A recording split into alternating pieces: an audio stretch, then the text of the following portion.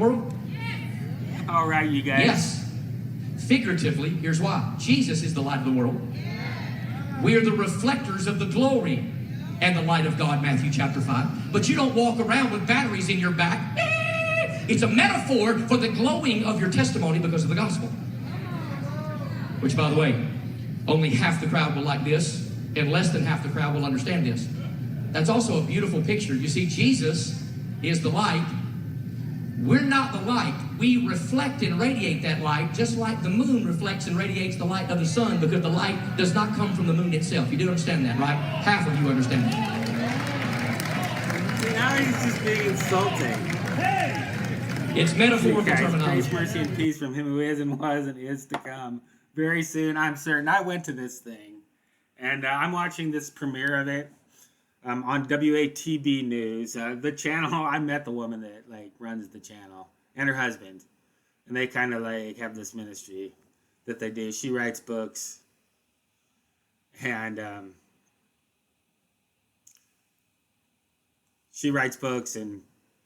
he like leads some of the worship services on there.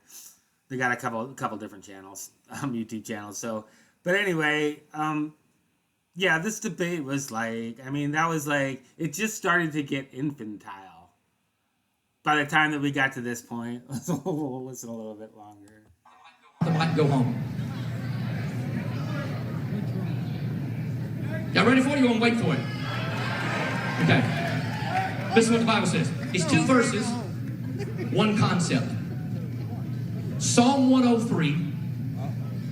Some of you know where I'm going. You was hoping I didn't know this one was in the Bible. Verse 11 and 12. We're going to take it one verse at a time. For as the heaven is high above the earth, so great is his mercy toward them that fear him. Now, do you believe that? Yes or no? I do. As the heaven is high above the earth, so great is his mercy. But if you believe there's a limit to the heaven, you've limited God's mercy. And Romans says that you know any height or depth can take you away from the love of God. So if you don't believe in an ever-expanding universe, you're limiting God to like limiting his glory. That's his argument. That's his argument for, like, I guess it's doctrinal. I mean, see, what was never really like, they paid a little lip service to it, but what was really like, they paid a little lip service, both of these guys, to like being, you know, respectful to one another and not juvenile assholes. Like they both were all night. I mean, it was crazy. And it's a little bit like, this guy is like flaming over the top offensive. I mean, he's just deliberately like that, in my opinion. This Greg Locke guy is like, I think he's possessed. I think he's demon possessed. So, but it wasn't just him, you guys. I think that's what I want to kind of try to get across to anybody who like may have been to that or may have seen any of my other videos that were like raw footage videos where I wasn't trying to like promote Dean Odell. I just put up some raw video of him at the very beginning. And you know, so to all those people, I mean, I don't think it's a bad thing to go to these. Especially if you have eyes to see, if you're just discerning. Because there's going to be some people there that aren't going to see what I can see. And what at least, you know, a handful. I mean, there's some people have like an ability to perceive what's really going on. They really pay attention. They don't get like caught up in the spells that they cast at an event like this. Because that's what, let me show you. All right, you guys, let's go ahead and get into it now. So once again, I just want to reiterate that I don't want this to become just another bashing of Greg Locke and only. Okay, we're still gonna have to I'm gonna have to at least address it a little bit. Although it's been, I mean, there's been plenty of commentary on it. I'm sure already. I mean, it was ridiculous. The guy is not like, he's possessed, I think. So, but anyway, one of the things too is like that he's responsible for this. It's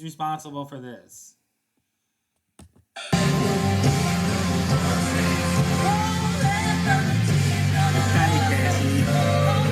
But who are they even talking about?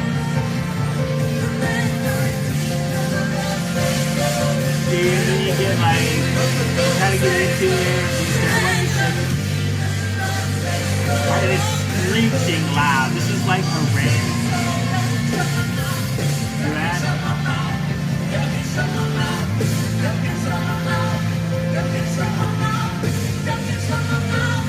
Bro, she's speaking in tongues. Okay, listen. I can't listen to that anymore. That's so creepy. That was really like, I'm glad that like, I don't know, it just must have been the Holy Spirit that like prompted me to record right at that exact moment. But I remembered it. And there was like 2 hours of music before this flat earth debate with Greg Locke and Dean Odell. And it was just like screaming loud the whole time. Playing songs like that. There's this one song where they're like, you know how they repeat the same thing over and over and over and they put the words on the screen? Well, they were repeating over and over, prepare for war, prepare for war, prepare for war. Right? And then they put prepare the way of the Lord onto the screen and they started saying that. So that would be like, so you wouldn't like realize. By the time you started to think you were hearing stuff, prepare for war. And I didn't get that one. But I got this one. I didn't even remember that I had gotten this one. But I remember remembering this moment very vividly. Because it was just so crazy creepy. So occult, you know what I'm saying? I mean, he could have been like Chucky Chuck Mau Mau or whatever they keep repeating over and over again, the gibberish, the seeming gibberish that they keep repeating over and over and over again. That could mean something like really offensive. That could mean that you're like expressing agreement with that. Okay, and that's what they're gonna do. That's what the enemy does.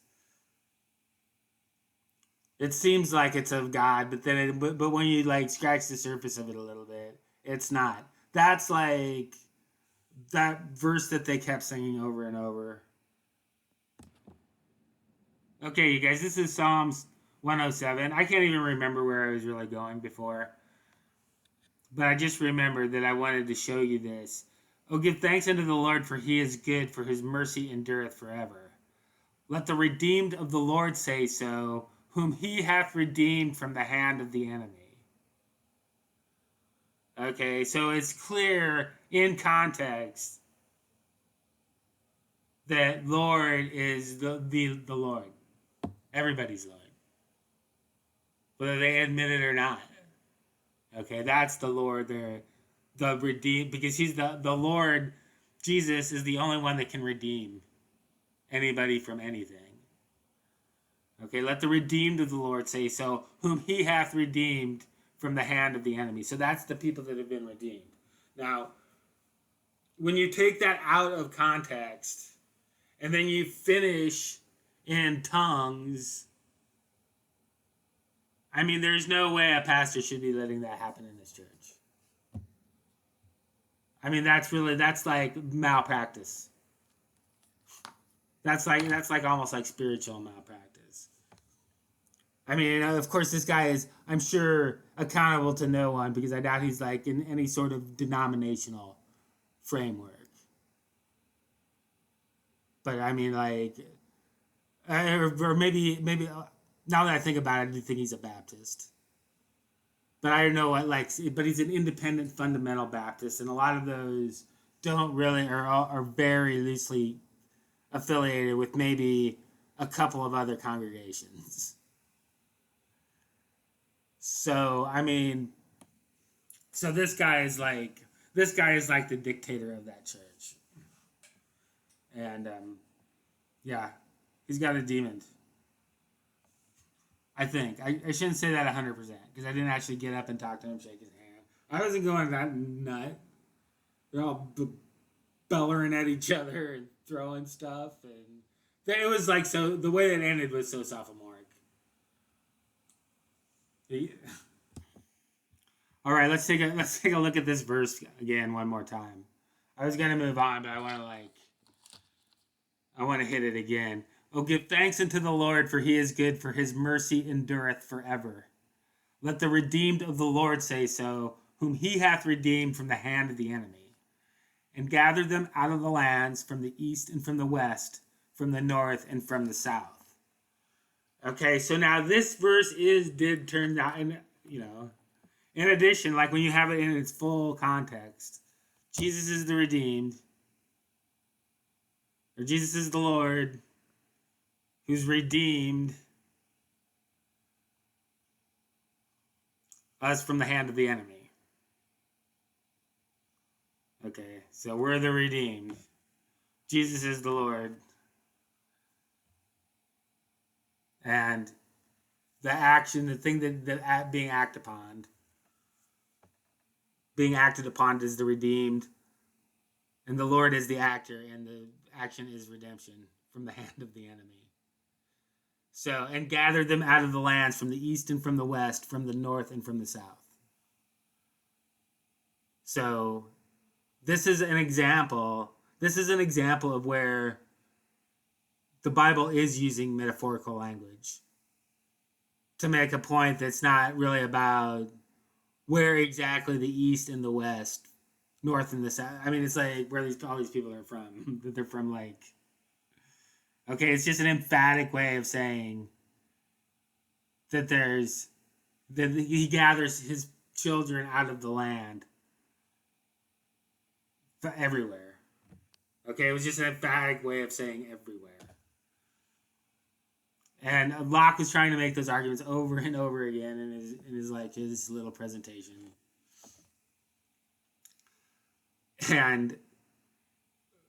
But this is an example of like where that's actually like valid.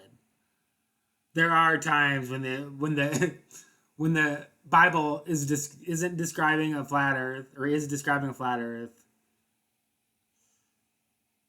that's what they're doing. They're not using it as a metaphor for something else. Over and over and over again, he did that, and it was so annoying. It was getting to the point where it's like, and that's how I kind of like started to figure this out. I mean, I guess I kind of had it already figured out going into it. I wanted to be open-minded, but I didn't want to be like disappointed if I got too attached to, any of these, like those people are like, all the people that are like were presenting at that thing, okay, every single one are not Christians. Okay, so if you go back to like the Friday night, where it's like, well, I'm not gonna say all about the people on Friday night, but there was several of the people that spoke and they had tables and they were selling stuff. there was like some of those people I think could be legit, could be genuine, could be like not deceivers. But there's like Austin Witsit is an apostate deceiver. Okay, he says that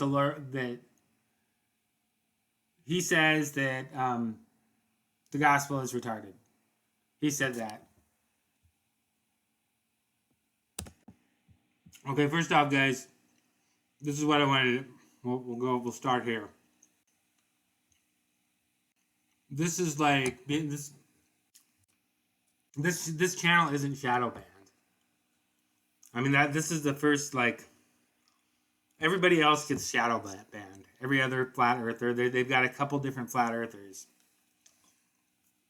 that the algorithm actually promotes. And this is one of these, and Austin Witsit is one of these guys. Okay, they presented at this, this debate meet and greet. It was like that whole thing was stage managed. It was like WWF or WWE. I can't. When I grew up, it was WWF, but now it's WWE. Like, and I don't know, even like, because I lost track of it. The last time I like paid any attention to it was like that one dude, The Rock, and that's getting to be like probably 10 years ago almost. But anyway, I digress. So, but the whole event was like WWF. I mean, and that Tim Greer guy even said at one point, I don't know if I've already said this, that he was like the Don King of flat Earth promotion, or truth or debates, or he's something crazy. But I mean, he likened himself to Don King. Okay, so that guy, and that was exactly his function. He was the promoter of that whole thing. And so, like these people that they brought in to sell stuff, basically, like Austin Witsit, or to plug their podcasts or whatever, like Witsit and Jaron, and Jaron Campanella, who has Jaronism. And then who else? Oh, Dave Weiss. Okay, you guys, Dave Weiss is like a Jew. I don't know if you like put that together. It's not hard to figure out. He doesn't really hide it. Okay, and he's not he's not a Jew that believes in Jesus. He probably would try to like give you this really vague, new agey type of spiel if you really tried to pin him down on his religion. Okay, so anytime you hear people talking about the Great Awakening, run away. Okay, there's not going to be a Great Awakening. There's going to be Armageddon. There's going to be Armageddon. There's going to be a new heaven and a new earth. Okay, but there's not going to be, there's no Great Awakening. This isn't like, and really when you get down to their heresy, all three of those guys, Jaron and Austin and Dave, one of their foundational heresies is this idea, this is like heresy. It's like works righteousness is what I was thinking of. It's like this works righteousness, or maybe grace works righteousness. I don't know. Witsit kind of like, when you listen to his stuff, he kind of feels more like a like you could characterize it as grace works. But he explicitly denies that Jesus Christ is part of the Godhead. So Jesus isn't God in flesh, according to Austin Witsit. Okay, and anybody that thinks that is retarded, and thinks that if you believe that he can save you, doesn't save you.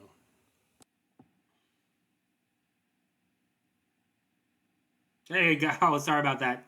Okay, so this is Christianity Rejected. I didn't know I'd started the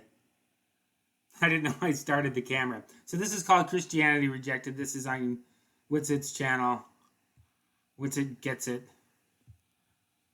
Okay, and it's 5 hours of extremely like nasty, angry rants against Christianity and a rejection of the deity of our Lord and Savior Jesus Christ. Okay, according to Witsit, Jesus isn't God. Now, what's particularly upsetting to me about that is that when they had this tour, where they went around to different cities and they stood on the street and they red pilled people or whatever. But anyway, when they were going around the country going on this tour, Witsit was speaking and saying basically that Jesus was God. Jesus was God in the flesh. Okay, that's what he was representing, that he believed. Okay, and then he comes out with something like this. And who knows who even saw it. Okay, it's been a few months ago. He hadn't been putting up a whole lot of content. So it probably didn't get seen a lot. Let's see how many. 18,000 views. Let's take a little bit closer look at some of his other ones. Let's see how many this one got. So anyway, the point I'm trying to make is 30,000 subscribers, 21,000 views. So I think he's getting seen more often now than he was back then. I mean, I don't know, like, how many people, like, well, I guess 18,000 have seen the Christianity Exposed. But anyway, it's like, it's a total reversal of his position that he was expounding before. And that's done to draw people in and to deceive people into thinking that, you know, they're glorifying God, but when in fact they're not glorifying God. They're I want to be careful about what I say here. Okay, they're putting themselves in jeopardy of being led astray. Okay, or they're exposing themselves to something that theoretically, I guess. I mean, they say once you're saved, you're always saved, right? But I mean, I don't know. I don't know, because sometimes people, like, there's some people that are born and profess to be saved, but they really aren't. And there's some people that just go to church, not because they even really profess to be saved, other than reading the, you know, script out of the book, the liturgy, and the creeds and the, you know, the confessions. They don't really believe that. Okay, but this is exactly where Satan would set up shop in the end times, with a people with like where there was a higher probability that they were going to be killing Christians spiritually. That the and then they could get deceive, like, further the deception of the people that they already have deceived, the people, the ball earthers and the flat earthers. But they're there to see. But if you're a flat earther, you're more likely to be Christian. And they marketed this whole event as a Christian biblical cosmology. Okay, and that's another thing that Austin does is he, what's the word I'm trying to say? Oh, he teaches that in his, like, lectures and in his debates and stuff like that, he says that the Bible supports an enclosed cosmology that's flat, roughly speaking. And it does, because all the evidence does too. So, I mean, so Christians are drawn to that. I mean, I'm not saying that you have to be drawn to that or you're not saved. But I mean, Christians are drawn to that cosmology exactly because it's biblical. And when you realize that it is, when you realize that the water lays flat, you know, and, like, if water lays flat and 75% of the planet is covered in water, so that means probably 75% of the planet is pretty flat. Not quite as flat as the actual continents, but still, but like pretty flat. And where was I going with that? Oh yeah, so he's right, and that's another dangerous thing about him. I mean, he's right. The Bible does support the biblical cosmology, but that does not make Austin. That's not what saves him. That's not what's going to save him or not save him. That's not what can save him. He needs Jesus to be saved. Okay, and it really is weird, because if you listen carefully to a lot of Austin's stuff, I mean, it really is got, like, kind of a mystical undertone, kind of a mystical New Age grace works righteousness. It's almost got, like, feels like a little bit of It's kind of almost Catholic in a way, in some ways, but it's kind of like also more like Jehovah's Witnesses. So Austin is not a believer. I mean, other than he may be demon possessed too, and sometimes demon possessed people, they know, the demons know. The demons know what's gonna happen next more than we do. They have a better idea because they've been studying this for that much longer. I mean, the devil was like, the devil had this. I bet as soon as Revelation came off the presses, as soon as it became, there was obviously no presses back then, but as soon as it started to circulate and be distributed, I bet Satan found out that book had been written, and immediately read it and start having his people read it, his demons, and to report back what the Bible actually, what the book of Revelation actually said. But anyway, I digress again. So, but I mean, there's that's a possibility with all three of those guys, Jaron, Witsit, and Weiss. That Tim Greer, I'm pretty sure, is demon possessed. Okay, that guy did one of these to me. He's like, and it wasn't to me though. It was to everybody. It was on that Friday night, and it was the last thing he said. It was one of the last things he said, and everybody was starting to get kind of impatient because they were going on and on. They went on and on forever. All those people did. But anyway, so at the end of this, he was wrapping up or thanking Dean or something like that. He did one of these. He did one of these to us, and he did a triple. He did the triple 666. See, look, you guys, look. 6. Put your index finger and your thumb together, like that. See, that's a 6, and it's a 6 3 times. 6 6 6. So whenever you see those guys do this, and when it's obvious, it's on purpose. I mean, some people don't know what it means. It happens on accident.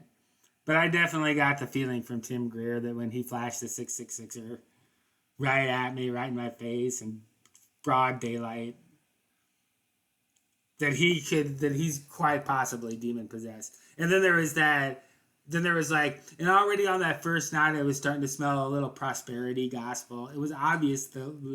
I mean, the guy obviously has some jack, right? He's obviously got a few bucks.